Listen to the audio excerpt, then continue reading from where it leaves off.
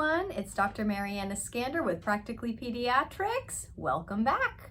Today we're going to talk about teething. Teething is a tough one.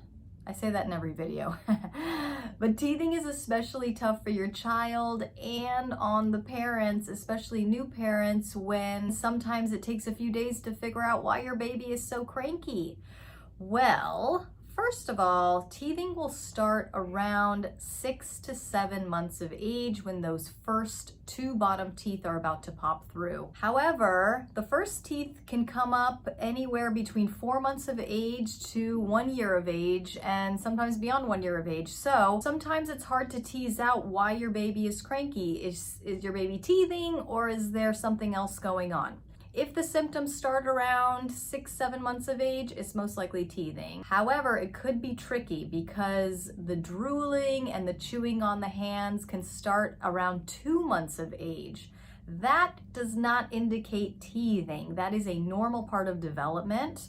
The mouth is a sensory organ, and once they discover it around 2-3 months of age, the first thing that they can put in their mouth is their hands. So they start chewing and chewing and chewing, discovering a body part.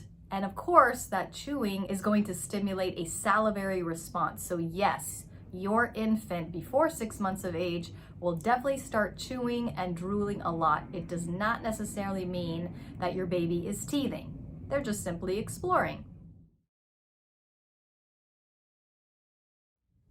Teething symptoms will usually start a few days before you're getting those first teeth breaking through.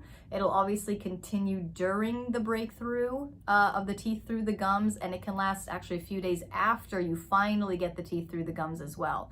So teething symptoms can last about a week and a half until they slowly fade away, until you do it all again, until the next teeth come up. Yay!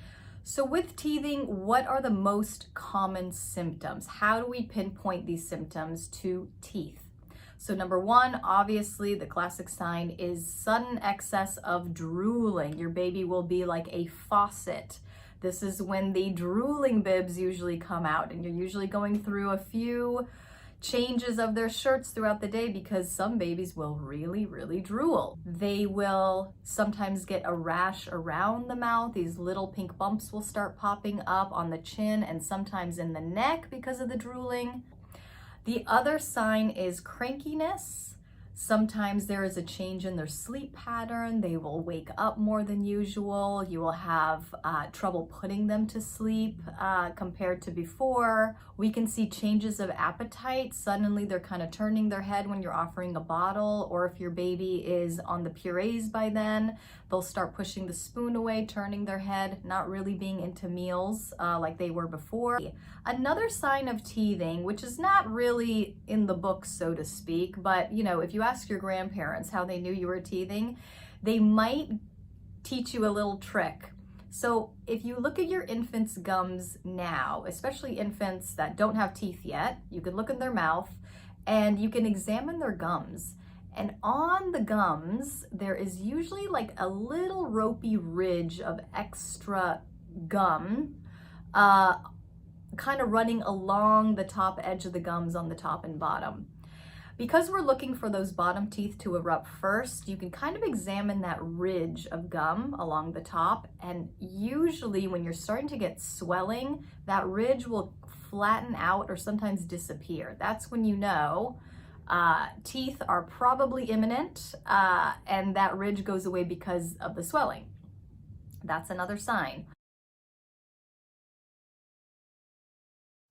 While I was shooting this episode, I forgot a really important symptom of teething, and yes, I am too lazy to record the whole thing over, but I'm coming to you live. Mom bun, my comfy Catalina sweatshirt, kids screaming in the background. This is me after 6 p.m., but this is so important.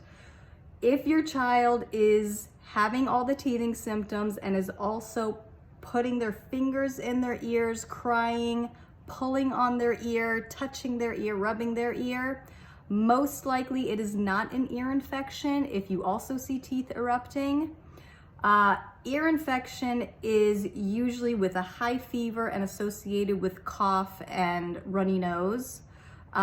If they are teething and otherwise well, but are touching their ear, that is a very common teething symptom, but often mistaken for ear infection.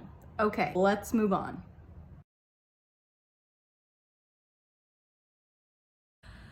There are unofficial symptoms of teething. Now, teething experts, which I find that term a little odd, like who is an expert in teething? Moms and pediatricians?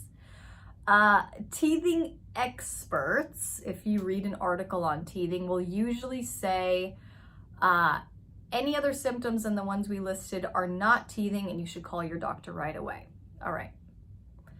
I'm going to tell you what my kids experienced when their teeth erupted. Is it evidence-based? It's my evidence.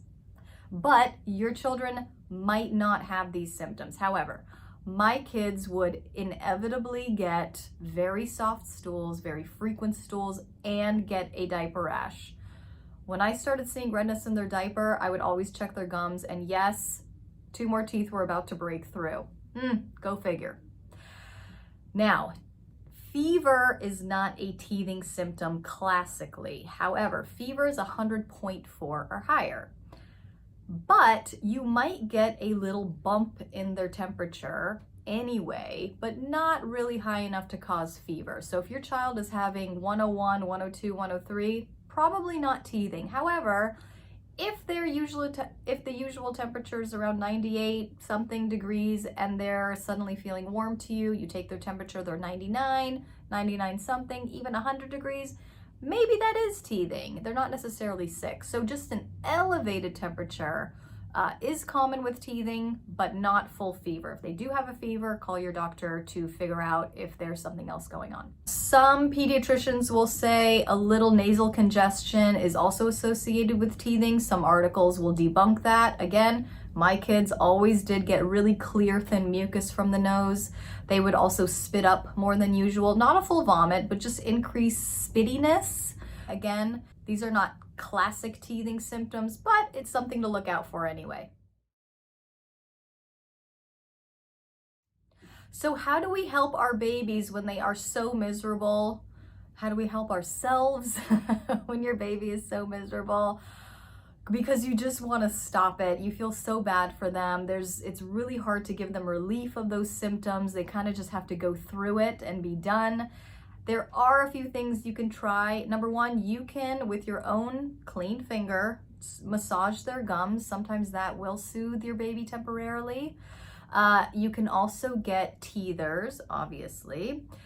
Get something that is very hard rubber. We don't want anything too plush or too soft, so very hard rubber. Again, you want that pressure on the gums to relieve the pain.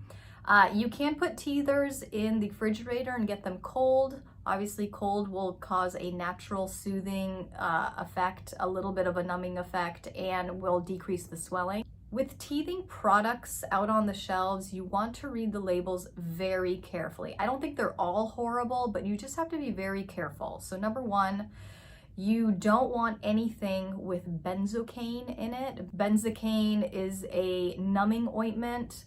However, it's not appropriate for under 2 years of age. So you'll find Oragel and Ambisol for 2 years and above. So make sure you are reading that label very carefully. And you also want to be careful with these homeopathic or natural products.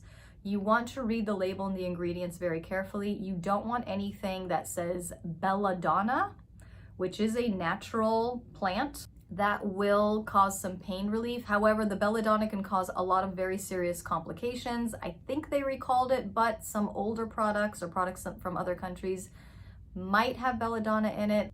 So you want to stay away from those products.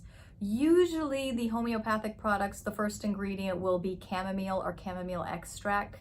That's great. Chamomile is a natural anti-inflammatory, but just make sure there's no benzocaine or belladonna in there. For those really sleepless nights, and I'm just saying this just for once in a while, when your baby has not slept a whole night and is crying all night or crying throughout the day, you're now crying throughout the day and night with your baby. I will, in some cases, if it's really severe pain or very uncomfortable, will recommend a very small dose of ibuprofen, only if your child is 6 months or above.